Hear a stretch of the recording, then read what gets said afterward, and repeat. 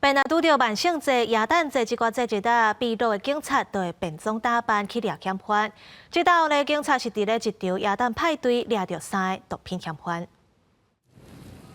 美国囡仔节作家苏斯珀斯所创作的规身躯拢亮满的鬼精灵，穿圣诞老人衫，突然间出现伫咧秘鲁首都利马的路的，手内一个举一支大钢梯啊，一直讲这间灵体大门，门展开了，内面的毒贩当场被抓，一个抢出毒品加现金。Pasó desapercibido la presencia de Grinch, fue el que inició el operativo,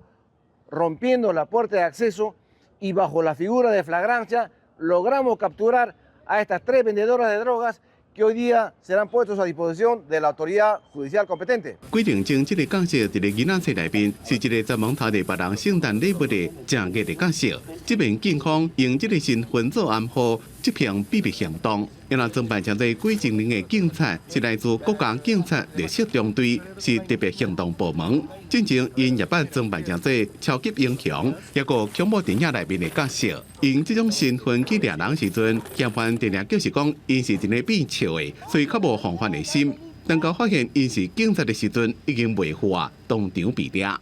公司新闻黄文玲编辑。